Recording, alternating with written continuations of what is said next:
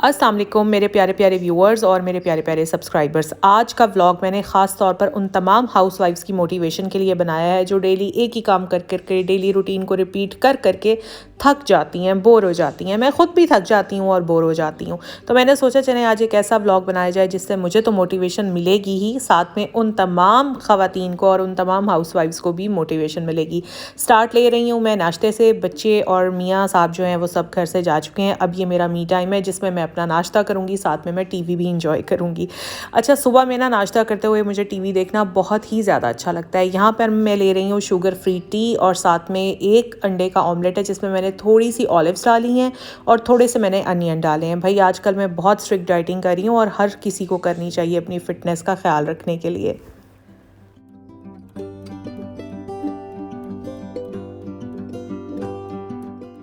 आपस की बात है वैसे, लेकिन आप लोगों को बता रही हूँ कि मेरी ज़िंदगी में ना ड्रामों या फ़िल्मों की तरह ऐसा कुछ भी हैपनिंग नहीं होता कि मैं सुबह सवेरे उठूँगी और शावर लूँगी, कोई अच्छा सा महंगा सा सूट निकाल कर पहनूँगी, उसके बाद फिर कोई ज़बरदस्त सा परफ्यूम लगाऊँगी, मेकअप करूँगी। ना जी ना, ऐसा हमारी लाइफ में तो कुछ भी नहीं होता।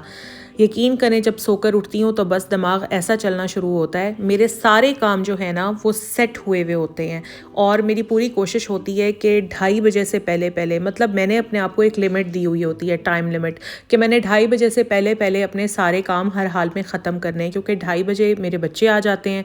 उसके बाद मुझे उन्हें लंच वगैरह देना होता है, फिर लंच के सारे बर्तन वगैरह समेटना, फिर कारी साहब का टाइम हो जाता है, फिर बच्चों ने वहाँ पढ़ना होता है एंड आफ्टर दैट मुझे अपना व्लॉग अपलोड करना होता है और फिर मैं बच्चों को लेकर बैठ जाती हूँ पढ़ाने के लिए और फिर पढ़ाने का सिलसिला रात गए तक जारी रहता है।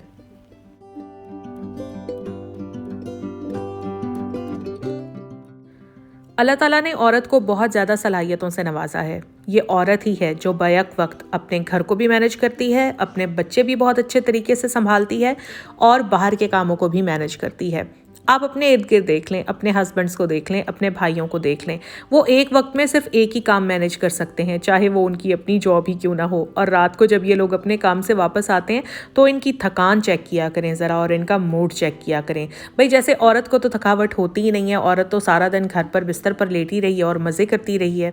अपनी इतनी मेहनत के बदले में भी ना औरत को कभी हस्बैंड के मुंह से ये सुनने को नहीं मिलता कि मैं बड़ा खुश नसीब हूँ कि तुम मेरी लाइफ पार्टनर हो, या तुम्हारे आने से मेरी ज़िंदगी में बहार आ गई है, या तुमने घर को बहुत अच्छे से मैनेज किया हुआ है, तुम बच्चों की बहुत ज़्यादा केयर करती हो, तुम बच्चों की पढ़ाई बहुत अच्छे तरीके से मैनेज करती हो। नहीं, एक बात है, हस्बैंड्स को कभी भी तारीफ़ करने नहीं आती, या शायद दिल में करते हैं और एक्सप्रेस करने नहीं आती। ये तो खैर अल्लाह ही जाने।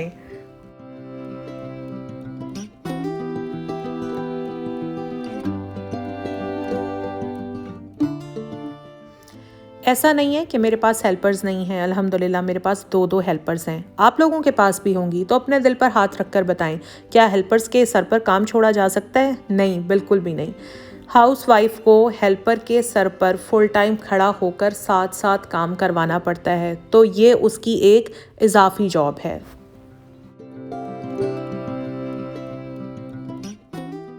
ओके ओके, होल्ड ऑन ख़वातीन, ठहर जाओ, अभी और बुराइयां करेंगे, सब्र तो करो। लेकिन अभी फ़िलहाल इधर स्टॉप लगाते हैं और थोड़ी और मोटिवेशन मैं आपको देती हूँ। मैंने बनाए थे जनाब शामी कबाब, और थोड़े से शामी कबाब ना ये मैंने बग़ैर मिर्चों वाले अम्मी के लिए सेपरेट कर लिए हैं, क्योंकि अम्मी को मिर्चें मना है। तो ये मैं उठा कर रख दूँगी फ्रीज़र में, जब मैं जाऊँगी अम्मी की तरफ फिर मैं अम्मी के लिए ले जाऊँगी।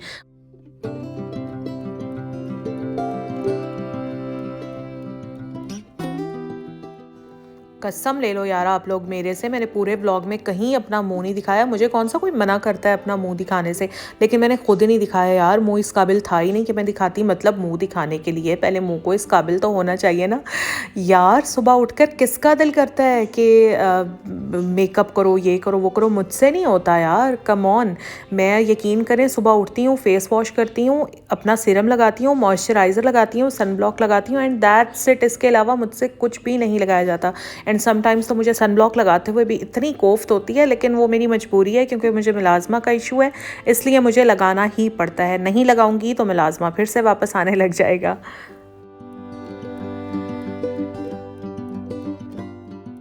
नीचे का काम ख़त्म करने के बाद मैं आ गई हूँ ऊपर, और आज ऊपर मुझे काफ़ी काम करने थे। मैंने बेटे के रूम में ये कोटेशंस लगानी थी। अच्छा, वैसे आप लोग भी ना ऐसे किया करें कि अपने बच्चों के रूम्स में ना कोई अच्छी अच्छी सी प्यारी प्यारी सी कोटेशंस लगा दिया करें। वो ये होता है कि जब बच्चा डेली अपने रूम में जाएगा, जाहिर है उसकी नज़र पड़ेगी उन कोटेशंस पर, तो बच्चे को ना फिर अच्छी वाइब्स आती हैं। यहाँ पर मैंने कहा चलें साथ के साथ मैं अपने बेटे का बेडरूम भी आपके साथ शेयर कर दूँ। सबसे पहले तो आकर मैंने कर्टन्स खोले थे क्योंकि लाइट थी नहीं, और यूपीएस पर जितनी लाइट्स हैं वो कम थी, तो मैंने यहाँ पर कर्टन्स हटा दिए थे ताकि बाहर से कुछ सनलाइट आए और कुछ थोड़ा सा अंदर रोशन रोशन हो सके। तो जनाब ये मेरे बेटे का बेडरूम है, साथ में ये ड्रेसिंग है, ये वॉशरूम है।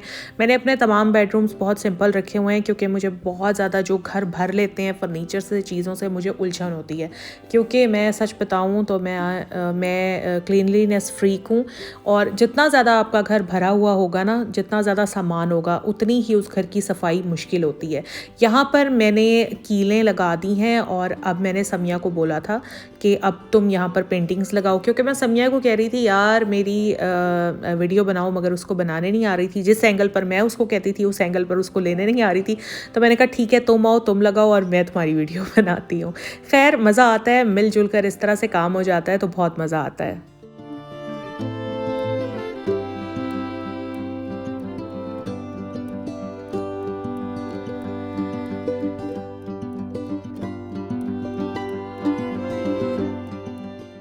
ये देखें जी, इस तरह से मैंने ये लगाई हैं कोटेशंस। मैंने एक सबसे नीचे लगाई है, फिर ये दरमियान वाली थोड़ी सी ऊपर, और बिल्कुल राइट में जो है वो उससे ज़्यादा ऊपर लगाई है। तो इस तरह करके मैंने लगाई है। वैसे बाद में मुझे ख्याल आया कि अगर मैं तीनों को बराबर बराबर लगाती ना तो वो ज़्यादा अच्छा लगता, लेकिन अब तो कुछ नहीं हो सकता क्योंकि अब तो दीवार में कील ठुक चुका है। सो अब कुछ नहीं हो सकता। इसके अलावा एक ये थी जनाब, ये मैंने इधर लगवाई है इन दो चेयर्स के दरमियान में, तो ये भी बड़ी ही खूबसूरत लग रही थी। वैसे मैं आप लोगों को एक बात बताऊँ, आप लोग भी ना अपने घर को सजाने के लिए छोटी छोटी चीज़ें ज़रूर लिया करें। ये ज़रूरी नहीं है कि पहले आपके पास कोई 10, 12, 15 हज़ार रुपये होंगे तो तभी आप कोई सजावट की चीज़ अपने घर के लिए ख़रीदेंगे। नहीं, देखिए आजकल तो क्या होता है, वो $1 शॉप्स इतनी ज़्यादा खुल गई हैं, वहाँ से छोटी छोटी चीज़ें बड़ी सस्ती 100 रुपये में, 200 रुपये में सजावट की चीज़ें मिल जाती हैं। अगर आप बहुत ज़्यादा अफोर्ड नहीं कर सकते तो आप छोटी मोटी चीज़ें ज़रूर ले लिया करें अपने घर को सजाने के लिए। देखिए इतना तो मेरा ख्याल है हर औरत अपने बजट में से मैनेज कर ही सकती है।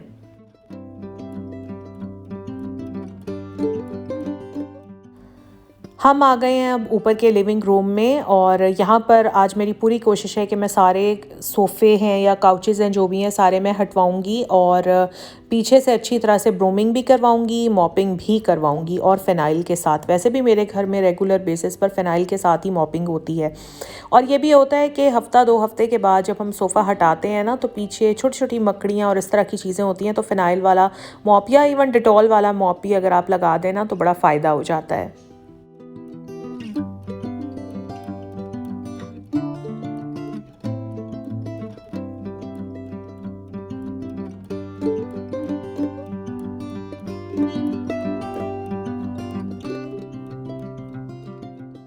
एक बात मैं तमाम हाउसवाइफ्स को कहना चाहती हूँ, देखें हमारा क्या है कि हम सबका ख्याल रखते रखते ना अपना ख्याल रखना भूल जाते हैं।